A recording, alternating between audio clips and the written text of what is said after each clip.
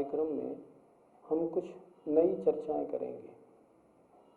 बड़े भाग्य से हमने जैन कुल में, जैन धर्म पालने वाले परिवार में जन्म लिया है। हमें अपने खाने पीने में, अपने रहने सहने में, अपने आचरण में क्या करना चाहिए उसके बारे में आज कुछ चर्चाएं करेंगे। मुख्य तौर पर हम 3 बातों की चर्चा करेंगे जिन्हें हम जैन कुलाचार का नाम देते हैं। सबसे पहले देव दर्शन करना, दूसरा रात्रि भोजन नहीं करना और तीसरा पानी छानकर पीना। आइए क्रम से एक एक विषय पर चर्चा करते हैं। ये बात तो सही है कि हम जैन ही हैं, पर आजकल दिन भर इतना बिजी रहते हैं हर काम में कि रात को सोने में ही लेट हो जाते हैं, और रात को सोने में लेट होते ही सुबह भी लेट उठते हैं। अब लेट उठने से डेली मंदिर नहीं जा पाते, तो फिर मंदिर कैसे जाएं, और जाएं तो दर्शन कैसे करें? मैं मानता हूँ आजकल सभी बहुत बिजी रहते हैं, लेकिन ये भी मानता हूँ कि जहाँ चाह होती है वहाँ राह होती है। आपके मन में आ जाए मुझे दर्शन रोज करना है, तो आप दर्शन करने के लिए समय जरूर निकालेंगे। पहले हम ये देखते हैं हम दर्शन क्यों करते हैं। हमारे जीवन का लक्ष्य क्या है? हम भगवान बने, संसार का बंधन हमारा टूट जाए, हमको मोक्ष मिल जाए, सारे दुखों से छूटकर हम मोक्ष में परम सुख में पहुंच जाएं। हमारा लक्ष्य है ना? है। जब है तो उसके लिए हम किनका दर्शन करें? हम सुबह उठते हैं, मंदिर में जाते हैं, तो उस मूर्ति को देखते हैं, उस भव्य आत्मा, इस महान आत्मा के हम दर्शन करते हैं जिन्होंने अपने जीवन में तपस्या को स्वीकार किया, रत्नत्रय को धारण किया, कर्मों को नाश किया और मोक्ष प्राप्त किया। जिस जीव को जैसा बनना होता है वो वैसी ही प्रतिमा, वैसी ही फोटो, वैसी चीजें देखता है। जिसको क्रिकेट में होशियार होना होता है वो अपने कमरे में कपिल की या गावस्कर की या सचिन तेंदुलकर की फोटो लगाता है, और उस फोटो को देखने से उसको इंस्पायरेशन मिलता है। इसी तरह सुबह सुबह हम मंदिर जाते हैं, भगवान की वीतराग मुद्रा देखते हैं। वीतराग मुद्रा हमें बताती है संसार में कोई सार नहीं, देखो राग द्वेष को छोड़ो, मेरे जैसे बन जाओ, अगर बन जाओगे तो तुम्हें सुख मिलेगा। इसलिए हम भगवान के दर्शन करने चाहते हैं। हमें नित्य दर्शन करना चाहिए। क्यों? क्योंकि हमारा वो परम लक्ष्य है। इसलिए आइए हम दूसरी बात करें, दर्शन करना कैसे चाहिए। जब मंदिर जाएं, सबसे पहली बात चमड़े के जूते चप्पल ना पहने, वस्त्र हमारे लगभग शुद्ध होने चाहिए। अगर धुले हुए धोती दुपट्टे हों फिर तो बहुत ही अच्छा, फिर तो बात ही क्या। हम नंगे पैर या रबड़ की चप्पल या लकड़ी की कोई खड़ाऊ पहनकर मंदिर जाएं, रास्ते में देखते जाएं, जीव हिंसा ना हो। वहां पहुंच के अपने पैर धो के मंदिर में प्रवेश करें। प्रवेश करते ही दरवाजे पर निस्सही निस्सही निस्सही 3 बार बोलें, जिसका अर्थ होता है मैं सारे विकल्पों को छोड़कर मंदिर में प्रवेश कर रहा हूँ। यहाँ जो भी अन्य कोई देव आदि हों तो मुझे भगवान के दर्शन करने दें। और तीसरा पर्पज निस्सही का होता है कि मैं इस जिन मंदिर की वंदना करता हूँ। दरवाजे पर 3 बार निस्सही बोल के अंदर प्रवेश करें। जाकर पहले भगवान की मुद्रा को गौर से देखें। देखें आप यहाँ क्यों आए हैं? दर्शन करने। दर्शन माने देखने। किसको देखने? वीतराग मुद्रा के दर्शन करने आए हैं। तो वीतराग मुद्रा को देखें, इधर उधर झांके नहीं बिल्कुल। इधर कौन बैठा, कौन आया, कौन नहीं आया, कौन कैसे कपड़े, बिल्कुल नहीं। भगवान मैं आपके दर्शन के लिए आया हूँ, इसलिए गौर से वीतराग मुद्रा देखें। कितनी शांत मुद्रा है, राग द्वेष से रहित, सांसारिक सब झगड़े छोड़ने वाली ऐसी मुद्रा जयवंत रहे। कितनी सुंदर है। दर्शन करें, फिर लमुकार मंत्र बोलें। लमुकार मंत्र के बाद चत्तारि मंगलम, चत्तारि दंडक बोलें। उसके बाद ऐसो पंच नमो यारो बोलें और 24 भगवान के नाम बोलें। 24 भगवान के नाम के बाद में अगर आपको अर्घ्य याद हो, पंच परमेष्ठी का अर्घ्य याद हो, देवशास्त्र गुरु का अर्घ्य याद हो, जो मूल नायक भगवान विराजमान है उनका अर्घ अगर आपको आता हो तो आप उनका अर्घ चढ़ाएं। और अगर आपको कई अर्घ आते हो तो सबके बार बार अर्घ चढ़ाएं। अर्घ चढ़ाने के बाद में फिर भगवान की 3 परिक्रमा दें। परिक्रमा देते समय प्रभु पतित पावन वाली स्तुति बोलें, अहो जगत गुरुदेव बोलें, या और अच्छी तरह आपको याद हो सकल के ज्ञायक वाली बोलें। स्तुति बोलते हुए 3 परिक्रमा लगाएं। परिक्रमा करते समय क्या करें? देखो, ये मंदिर जो है ना, ये समव शरण का रूप है। समव शरण में भगवान के मुख चारों ओर दिखाई देते हैं। परिक्रमा क्यों लगाई जाती है? इसलिए लगाई जाती है कि भगवान के चारों ओर मुख दिख रहे हैं, मैं उनका दर्शन करूं, इसलिए भगवान की परिक्रमा लगाएं। ध्यान से देखें, कोई करता नहीं। हमारे गुरुजी ने हमें ऐसा ही सिखाया था। पहले सामने दर्शन हो गए, अब आप लेफ्ट से परिक्रमा लगाएंगे। तो आप लेफ्ट में जाएं, सामने जहां भगवान की मूर्ति विराजमान है, आप 1 2 3 आवर्त, इन्हें आवर्त कहते हैं, उसके बाद नमोस्तु करें, स्तुति बोलते रहें। फिर आप भगवान के पीछे जाएंगे, तब फिर 3 आवर्त करें और 1 नमोस्तु करें, जय हो भगवान आपकी। फिर आप जब भगवान के बाएं ओर पहुंचेंगे तब भी 3 आवर्त 1 नमोस्तु करें, सामने आकर फिर 3 आवर्त 1 नमोस्तु करें।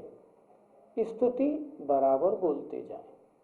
और स्तुति का अर्थ हमने इस पाठशाला कार्यक्रम में भी सिखाया है। उन स्तुतियों के अर्थ का ध्यान रखें। अगर स्तुति का अर्थ ध्यान में नहीं होगा तो आपके भाव नहीं बनेंगे। इस तरह 3 परिक्रमा लगाएं। 3 परिक्रमा लगाने के बाद पुरुषों को चाहिए वो ढोक दें पूरा नीचे, ऊपर नहीं। आजकल लोग बाग अपने कपड़ों का, पैंट वगैरह का ध्यान रखते हुए मात्र इतना कर देते हैं। ये 3 लोग के नाथ की वंदना ऐसे नहीं होती। जमीन में ढोक लगाइए। कुछ महिलाएं क्या करती हैं, ढोक लगाती हैं। नहीं, गलत।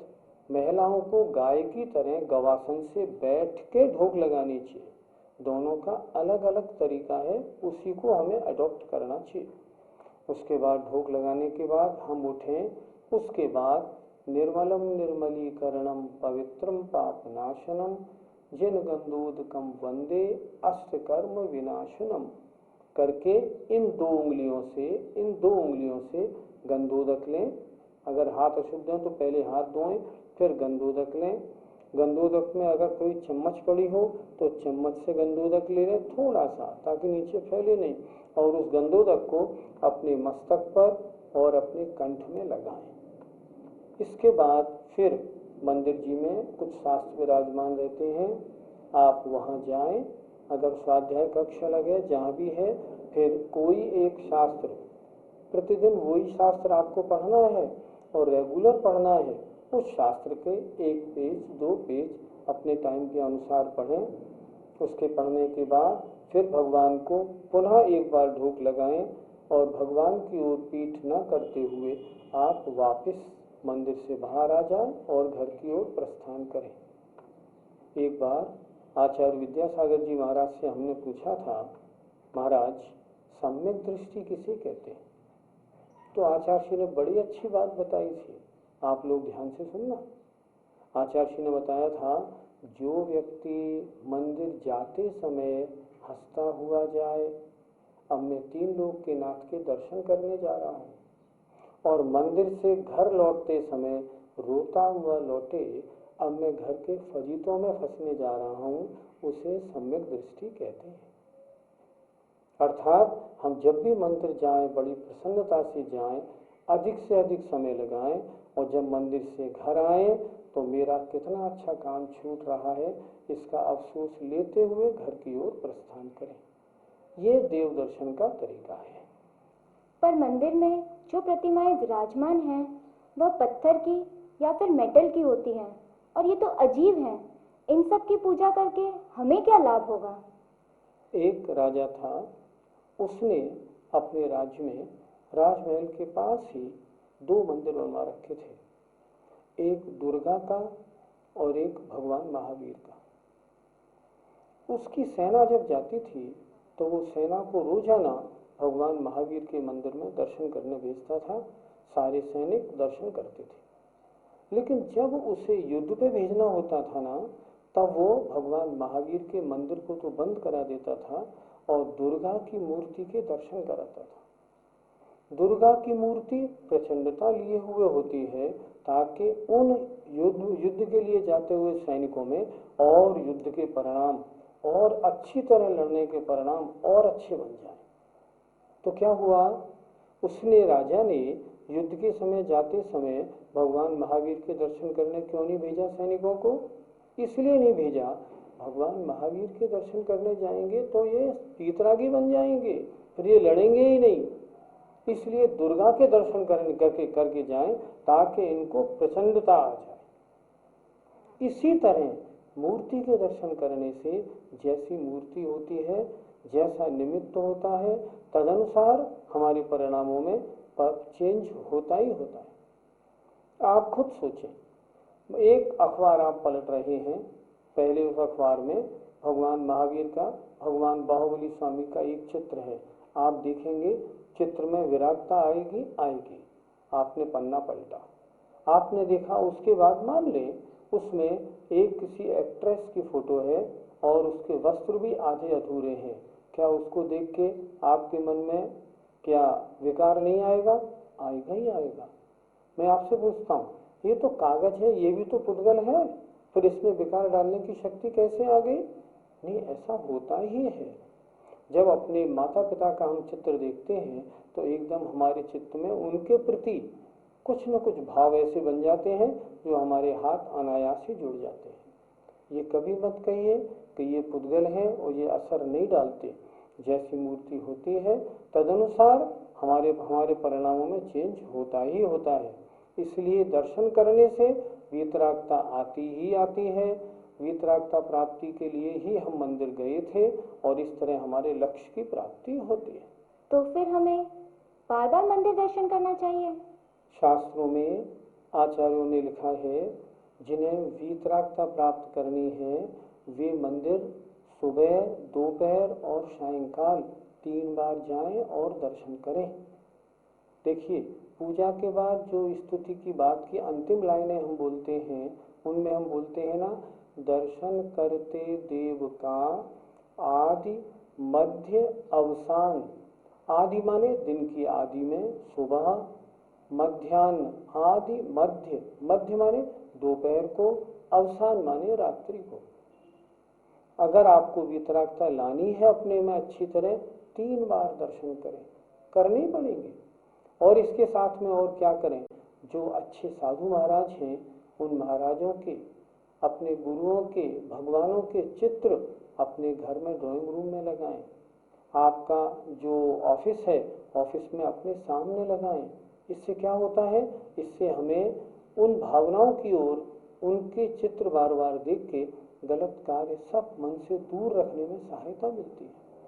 इसलिए दर्शन 3 बार करें तो बहुत ही अच्छा, ना करें तो 2 बार करें सुबह शाम, ना करें तो 1 बार तो करें ही करें। देव दर्शन के बारे में तो आपने बहुत अच्छे से समझाया।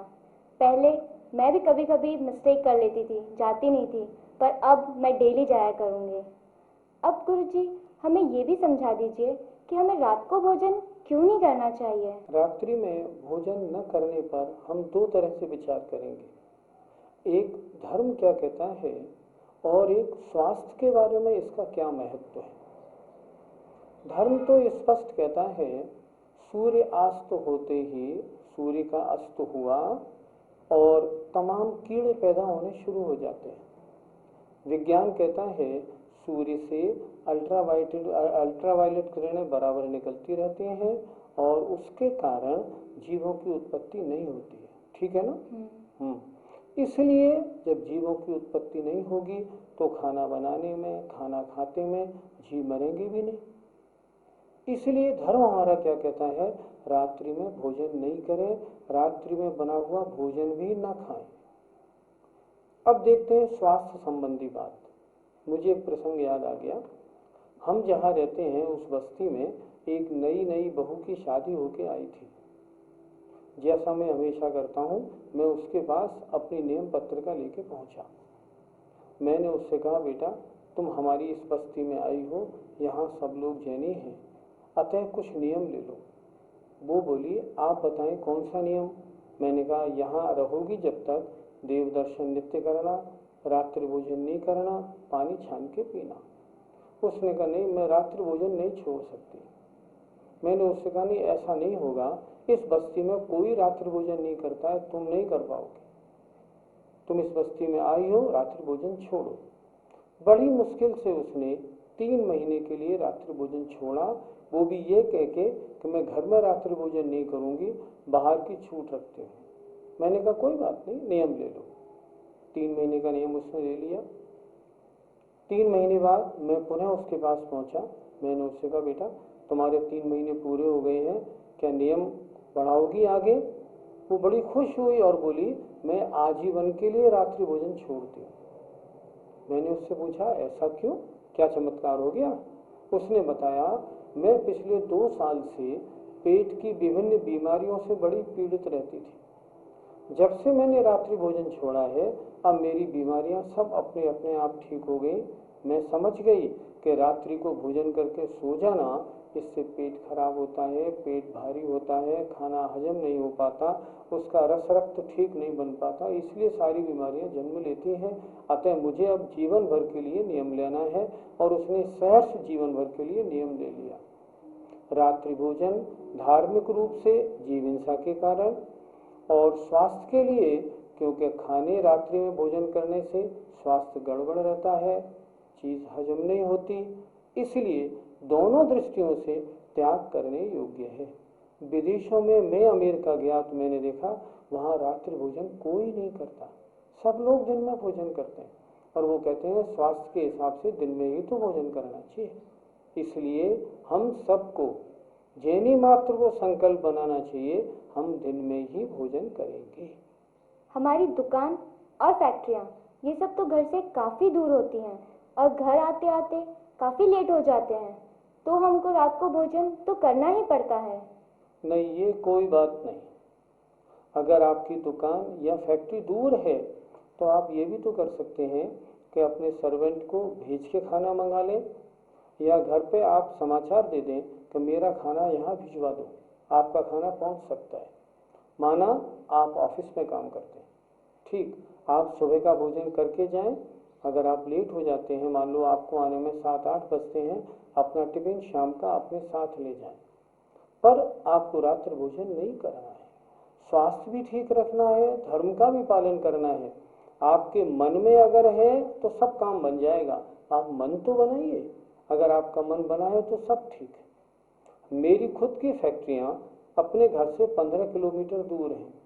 जब भी बच्चे लेट हो जाते हैं आने में तो किसी सर्वेंट को भेज के खाना मंगा लेते हैं, हम खाना भेज देते हैं, नहीं तो सब टाइम से घर आके दिन में ही भोजन करते हैं।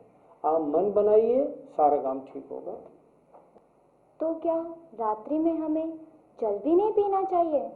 इससे तो बड़ी मुश्किल हो जाएगी, गर्मियों में तो बड़ी प्यास लगती है। गुरु का उपदेश तो यह है कि रात्रि में खाना पीना, पानी, दूध, चाय कुछ भी ना ले। शास्त्रीय मार्ग यही है। अगर मान लो इतना न कर पाए तो कम से कम रात्रि में अन्न का भोजन तो ना ले, चले पेय पदार्थ ले ले या फल वगैरह ले ले। और अगर कर सके तो फल वगैरह भी छोड़ दे, मात्र पेय पदार्थ ले। लेकिन सबसे अच्छा तो यही है, हम सूर्यास्त होने के बाद कुछ भी ना लें। आपने अपनी समस्या बताई कि रात में गर्मियों में तो बड़ी प्यास लगती है। नहीं, अगर हम खाना पीना थोड़ा बदलें तो रात्रि में प्यास नहीं लगेगी। शाम को भोजन करते समय हम गरिष्ठ भोजन, तला हुआ भोजन कम खाएं, बजाय उसके थोड़े फल ज़्यादा ले लें, जूस ले लें, और उसके बाद में 1 गिलास पानी पी लेंगे ना तो रात्रि में बिल्कुल प्यास नहीं लगेगी। मैं आपको पूरा भरोसा दिलाता हूँ। क्यों? मैं पिछले 20 साल से देख रहा हूँ, मुझे रात्रि में कभी प्यास नहीं लगती, चाहे आगरे में टेम्परेचर 48 हो, 49 हो या ज़्यादा भी। इसलिए अगर इस बात का ध्यान रखेंगे, रात्रि में प्यास की कोई परेशानी नहीं होगी। तो क्या रात्रि में हम दवाइयाँ भी ना लें? जो व्रती होते हैं वे तो रात्रि में चारों प्रकार का आहार भी नहीं लेते और दवा भी नहीं लेते। लेकिन अगर मान लो कोई व्यक्ति बीमार है, उसकी मजबूरी है, उसको दवाई लेनी पड़ती है, तो पहले जब वो रात्रि भोजन का नियम ले, पहले उसमें छूट रख ले कि मैं और सब चीज़ें रात्रि में छोड़ता हूँ, केवल दवा और पानी रखूँगा। इतना करेगा ना तो अभी उसका रात्रि भोजन 80-90% तो ठीक हो ही जाएगा। इतना ज़रूर करें। दुकान या ऑफिस में इतनी फुर्सत नहीं होती कि पानी छाना जा सके, तो फिर हम कैसे क्या करें? बहुत आसान है। पहले दिन शाम को पानी छान के उबाल के रख लें। अगले दिन जब ऑफिस जाएं, अपना थर्मस अपने साथ ले जाएं। आपको दोबारा छानने की ज़रूरत नहीं, उस पानी को दिन भर पिएं। उबले हुए पानी की मर्यादा 24 घंटे होती है, फिर क्या दिक्कत है? इसके अलावा कुछ और भी ऐसी बातें हैं जो हम जैनियों को ध्यान रखना चाहिए? हाँ, कुछ हैं। देखो, आजकल एक फैशन चला है, संडे है, शाम का खाना बाहर खाएंगे, घर में खाना नहीं बनाते। अब घर में बाहर खाना खाए ना, तो रेस्टोरेंट आपका प्योर वेज होना चाहिए। नॉन वेज में जाके अब वेज खाना मत मांगिए, आपको वेज खाना नहीं मिलेगा, उसमें नॉन वेज मिक्स होगा। बारात आपके यहाँ आए, पहले बोल दीजिए सुबह बारात चढ़ाएंगे, दोपहर फेरी करेंगे, शाम को खाना खिलाएंगे और विदा कर देंगे। हम रात्रि में विदा करेंगे ही नहीं। हम जैनी हैं, हमें गुटखा, तम्बाकू, शराब से बचना चाहिए। आजकल देखा जाता है कि शराब की दुकानों पे अब जैनी लोग पहुंचने लगे हैं। कितनी शर्म की बात है। लोग कहते हैं कंपनी है, कंपनी की चिंता मत करिए, धर्म बेचेंगे तो कंपनी पाएंगे। नहीं, ऐसा अपने को नहीं करना। इन चीज़ों से बचना चाहिए। अगर आप में धार्मिक संस्कार आपको रखने हैं, एक बात का और ध्यान रखें, कहीं भी मकान किराए पे लें या खरीदें, मंदिर के पास रखें। अगर आप मंदिर से दूर चले जाएंगे ना आप में संस्कार रहेंगे ना बच्चों में। मंदिर के पास रहें। श्रावक के जो षटकर्म हैं, देव पूजा, स्वाध्याय, वो नित्य करें, उन क्रियाओं में सावधान रहें। अगर ऐसे हम रहेंगे ना, तो हम जैन के कुलाचारों का पालन करेंगे, हमारी ये मनुष्य पर्याय सफल होगी, हम बड़े भव्य जीव माने जाएंगे और निकट में बहुत जल्दी 2-4 भवों में हमारा संसार बंधन छूट जाएगा। यही रास्ता है और दूसरा मार्ग नहीं। धर्म की ओर अग्रसर होने के लिए संकल्प कीजिए, हम देव दर्शन नित्य करेंगे, रात्रि भोजन नहीं करेंगे और छना पानी ही पिएंगे। आइए, जय जिनेन्द्र।